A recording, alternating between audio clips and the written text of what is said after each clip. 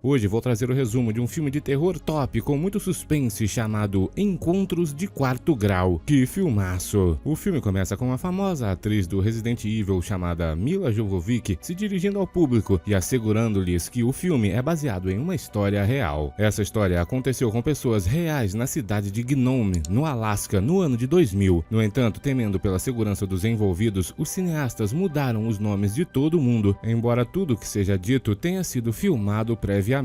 No ano de 2002, a Universidade Chapman conduziu uma entrevista pela TV com a psicóloga doutora Abigail Abby Tyler. Ela contou a história de uma tragédia familiar envolvendo seu marido 2 anos antes. O marido dela, Will, foi misteriosamente eliminado durante o sono durante a noite. Isso a deixou sozinha com os 2 filhos do casal, a jovem Ashley e o jovem Ronnie. Não conseguindo lidar com o luto, Abby foi pedir ajuda para seu colega psicanalista, o Dr. Abel. Ele vai tentar descobrir o que a mulher se lembra exatamente dessa noite terrível, mas ela não consegue descrever a pessoa que eliminou seu marido. O doutor então começou a gravar uma sessão de hipnose com a Abby, e durante essa sessão a mulher se lembrou que o ataque aconteceu rapidamente durante a noite. Eles estavam na cama e alguma coisa a acordou. Quando ela olhou, tinha uma figura alta e escura parada no canto do quarto, e de repente um objeto cortante foi enfiado no corpo de seu marido. Enquanto descrevia isso, a mulher começou a gritar e o doutor teve que parar a sessão de hipnose. Ele quer que a mulher pare um pouco para descansar, mas ela acha que isso só vai piorar a situação. Além disso, ela tem que completar a pesquisa. A mulher então volta para sua cidade Nome, que só é acessível através de aviões. Imediatamente ela volta para seu trabalho e seus pacientes já estavam esperando por ela. O primeiro homem reclama a respeito de problemas para dormir. Toda noite ele acorda no mesmo horário, perturbado por uma imagem de uma coruja em seus sonhos. E ao ouvir isso, Abby imediatamente percebe que outros pacientes também estão reclamando dessas mesmas coisas e também de uma coruja em seus sonhos. Essa imagem deixa todo mundo aterrorizado. E mais estranho ainda é que a imagem dessa coruja apareceu para essas pessoas pela primeira vez quando elas ainda eram crianças. Sempre era num quarto onde as janelas estavam fechadas e eles nunca souberam como a coruja entrou nesse quarto. Abby então resolve fazer sessões de hipnose com esses pacientes e já marcou os horários com todos eles. Contudo, os problemas pessoais da Abby estão pesando cada vez mais. Depois da perda de seu marido, sua filha Ashley não consegue mais enxergar nada e sua situação está piorando, pois seus colegas da escola acham que ela está mentindo e ficam zoando com a cara dela. O Ronnie está o tempo todo irritadinho, pois ele não entende por que sua mãe pode ajudar outras pessoas, mas não consegue ajudar a própria família. Ele também quer saber a verdade, pois não acredita muito na história de sua mãe. Durante aquela noite, Abby escutou a fitas com um áudio de seu marido falando a respeito de insônia na cidade de Gnome. No dia seguinte, Abby hipnotizou 2 pacientes e os 2 tiveram o mesmo tipo de memórias assustadoras. Alguém queria invadir a casa deles e os homens ficavam tão assustados que eles tentavam se levantar e se esconder. Por causa disso, a Abby tem que parar a sessão e garantir a eles que essas criaturas eram apenas visões. Mesmo assim, os pacientes ainda ficavam muito assustados. Naquela mesma noite, Abby foi chamada até a delegacia de polícia. Acontece que um de seus pacientes está em casa segurando um objeto letal e diz que vai eliminar seus próprios filhos se a doutora não aparecer. Assim que a doutora chegou, o homem gritou dizendo que tem que fazer algo terrível, pois não tem outra escolha. O homem também grita dizendo que se todas as pessoas tivessem visto o que ele viu, fariam a mesma coisa. O homem então pergunta o que Zimabuer significa, mas ninguém entende. E mesmo que a Abby peça para ele não fazer isso, o homem deleta as existências de todo mundo de sua família. Depois, ele mesmo sai do servidor da vida na Terra. O xerife então vai interrogar a Abby e ela conta para ele a respeito da coruja. O homem não entende e não sabe por que alguém teria medo de um pássaro. Ele então acusa a Abby de ter usado a hipnose e isso foi o que causou todo esse problema. Abby tenta provar que coisas terríveis estão acontecendo na cidade, mas o xerife não acredita em nada sobrenatural. Ela então o lembra de que ele ainda não resolveu o caso do marido dela e não pode ficar falando a respeito de coisas que não têm explicação. O xerife então a manda parar seus experimentos com as pessoas da cidade e a Abby volta para casa tentando analisar o que aconteceu. E se lembrou que aquele homem que perdeu a vida disse em sua última hipnose que a coruja não estava mais aparecendo. Parece que foi uma falsa memória. No dia seguinte, o Dr. Abel viajou para ver como estava a Abby. Ele quer que a mulher pare sua investigação ali na cidade, mas a Abby diz que não vai parar, pois senão as pessoas continuarão sofrendo. Ela concorda com o pedido do homem de participar em seu trabalho, e naquele dia, seu próximo paciente, um homem chamado Scott, aparece em seu consultório. As visões que ele tem são completamente completamente iguais às visões do homem que perdeu a vida. A esposa do Scott está preocupada e pede para Abby fazer uma sessão de hipnose para descobrir se o marido dela está na mesma espécie de situação perigosa que o homem de ontem estava. Abby e Abel começam uma sessão de hipnose com o Scott. O homem começa dizendo que enxerga uma coruja que não parece com um pássaro normal, e enquanto estava sob hipnose, ele sentiu a presença de alguém dentro de sua casa. Essas pessoas que estão lá já vêm o perseguindo desde que ele era criança. O homem então começa a se chacoalhar inteiro, e assustada, Abby acaba terminando essa sessão de hipnose. Quando ele acorda, o homem admite que viu alguns seres, mas não consegue descrever como é a aparência deles. Ele também escuta a voz deles na sua cabeça, mas não entende o que eles falam. Agora ele está extremamente assustado, pois entende por que aquele homem fez o que fez. O casal então vai embora, e a Abby sugere para o Abel que talvez seus pacientes tenham sido levados por alienígenas. Casos como esses são encontrados ao redor do mundo inteiro, e já existem mais de 11 milhões de casos registrados. Só que o Abel não acredita nisso, afinal não existe evidência concreta para nada desse tipo de coisa. A conversa então foi interrompida pela secretária da Abby. Ela estava ouvindo as gravações que Abby passou para ela e ficou assustada, pois tinha uma voz estranha gritando ao mesmo tempo que a Abby gritava na gravação. A doutora não se lembra de nada do que aconteceu ali, e aquela voz está falando em um idioma completamente desconhecido. Abel suspeita dessa situação, mas a Abby lhe garante que aquela não é sua voz. Ela então volta para casa e fica ouvindo as gravações daquela sessão. Ela se lembra de estar dormindo quando a porta se abriu e alguém ou alguma coisa entrou no quarto. Ela não se lembra como, mas apareceu uma marca em seu ombro, e agora acredita que o ser que invadiu o quarto é o responsável por essa marca. E durante essa noite, mesmo com ela se esforçando, essa entidade, digamos, conseguiu levá-la. Se lembrando disso, Abby vai olhar o piso e encontra marcas de arranhões, como se alguém tivesse sido arrastado. Ela tinha uma memória de estar se segurando no piso, e isso verdadeiramente era real. Ela tenta identificar o idioma naquela gravação, mas não consegue, e entra em contato com o Dr. Odusami, especialista em linguagens antigas. Ele costumava conhecer o marido dela, e a mulher pede para que ele tente identificar da onde vem esse idioma. Por causa disso, o doutor resolve viajar até a cidade da Abby para ajudá-la. Depois de ouvir as gravações, Odusami reconhece aquele idioma como o antigo sumério. Dentre as várias palavras, ele entende o significado de algumas, como por exemplo, nossa criação, estudar e destruir completamente. Mas ele não consegue traduzir a frase inteira, afinal esse é o idioma mais antigo da história da humanidade, e é estranho que simplesmente tenha aparecido agora do nada durante tempos modernos. Odusami está preocupado com o que os alienígenas podem ter feito com a Abby, e diz também que aquela voz com certeza não é humana. Abel ainda não acredita nessas teorias, e o Odusami recomenda que eles vão visitar qualquer tipo de exposição com itens sumérios, pois lá eles conseguiriam enxergar diversas obras a respeito de naves alienígenas e pessoas utilizando capacetes de astronautas, todas criadas muito antes das próprias pirâmides. Segundo ele, até mesmo o livro de Gênesis da Bíblia possui conteúdo muito além da compreensão moderna e foi escrito 6.000 anos antes da própria Bíblia. A história de Noé deriva de antigos contos a respeito de inundações lá da Suméria, e histórias de pessoas sendo levadas por alienígenas são comuns na história dos sumérios. O homem fala que só trabalha com fatos, mesmo que não saiba como eles se conectam. A conversa deles, entretanto, é interrompida por uma ligação da esposa do Scott pedindo que a doutora vá até lá para vê-lo. Scott confessa que não tinha nenhum sonho a respeito de coruja, mas eles existem, e implora para Abby hipnotizá-lo de novo para que eles possam descobrir o que está acontecendo. Durante a hipnose, o Scott simplesmente começa a levitar, e vozes falam através dele em sumério, mandando a Abby parar com sua pesquisa. O vídeo parou de funcionar e o Abel não conseguiu gravar tudo. O homem começa a se tremer de novo e a Abby tem que parar a hipnose. Ela então vai direto para casa e manda seus filhos fazerem as malas, pois eles têm que ir embora. Só que antes que eles pudessem sair, o xerife apareceu e disse que o Scott está paralisado do pescoço para baixo. Isso é tudo culpa da Abby e o xerife quer prendê-la, mas Abel aparece para defendê-la e confirma toda a história dela. O xerife então vai deixar a Abby presa apenas dentro de casa. Os policiais então vão embora e deixam apenas um ali naquele lugar para tomar conta da residência. Durante a entrevista já em 2002, Abby explicava que existem 4 tipos de encontros com alienígenas. O primeiro tipo é quando uma pessoa vê um objeto voador não identificado. O segundo é quando existe evidência física, como aqueles círculos em plantações. O terceiro tipo é o contato direto com alienígenas. Mas o mais assustador de todos é o do quarto tipo, quando uma pessoa é levada por alienígenas. Isso acontece em todos os lugares. As pessoas não se lembram, pois os alienígenas apagaram suas memórias. dias. A gravação do filme então volta para o ano 2000. Aquele policial observando a casa da Abby viu algo terrível. Um triângulo negro apareceu em cima da casa dela. A gravação do carro dele começou a falhar e só dá para ouvir o homem gritando. Ele pediu por ajuda dos outros policiais que logo chegaram. Eles invadiram a casa e encontraram a Abby e o Ronnie desesperados. Ashley foi levada por um tubo de luz e desapareceu. Só que o xerife não acredita em nada disso, está irritado, pois com certeza foi a Abby que fez algo com sua filha. Ele imediatamente tirou o Ronnie de sua custódia. E para poder se reencontrar com sua filha e fazer contato com os alienígenas, Abby vai hipnotizar a si mesma. Abel e Udo Sammy vão gravar toda essa sessão. E a Abby também menciona a respeito da coruja. De repente ela começa a gritar. E a Abby vê uma espécie de dispositivo penetrando seu ombro. Uma voz grave diz que a criança vai ficar com ele, pois ele é Deus. E o Udo Sammy traduz a última frase como o espírito do qual você não pode escapar. O filme então volta para a entrevista da Abby e ela diz que todos os 3 presentes naquela sessão foram levados por alienígenas e nenhum deles se lembra do que aconteceu. Eles foram devolvidos naquela mesma noite. Abby também admite que sentiu algo além da compreensão humana e esse foi o sentimento de perder as esperanças. Não podia ter sido Deus. Depois da sessão de hipnose, Abby acordou num hospital e seu pescoço quebrou quando ela foi levada pelos alienígenas. O xerife chegou e mostrou para ela uma foto de seu marido, revelando a verdade. O homem, na verdade, deletou sua própria existência com um disparo letal. Acontece que a Abby, acreditando que ele foi levado, apenas era um jeito dela mesma escapar da realidade. Abel pede para que ela não se culpe e faz a mulher se lembrar que nem mesmo os melhores psicanalistas podem entender verdadeiramente a mente humana. Abby então implora para o Abel confirmar que também foi levado por alienígenas, mas ele não vai fazer isso. Em 2002, Abby confessa durante a entrevista que mesmo que ela mesma tivesse forjado toda essa história de seu marido, ainda existem as filmagens de todo mundo na cidade. Scott ainda tá com o pescoço quebrado e a filha da Abby ainda não apareceu. A mulher acredita que um dia vai ver sua filha de novo. E enquanto a entrevista vai acabando, vemos que a Abby agora também está paralisada por causa do problema em seu pescoço. O entrevistador explica pra gente que a cidade de Nome já foi visitada mais de 2.000 vezes pelo FBI, mas nenhum caso foi oficialmente aberto. Dr. Abel ainda é um psicanalista e o Udo Sammy virou um professor na Universidade do Canadá. Eles e o xerife não quiseram participar do filme. E hoje em dia, o filho da Abby, com 22 anos, ainda há culpa pelo que aconteceu com sua irmã. Como isso foi em 2009, hoje em dia mesmo ele deve estar com uns 38, 37 anos. Todas as acusações contra a Abby foram retiradas e ela se mudou do Alasca. Até hoje ela continua procurando por sua filha. Obrigado por assistir, até o próximo!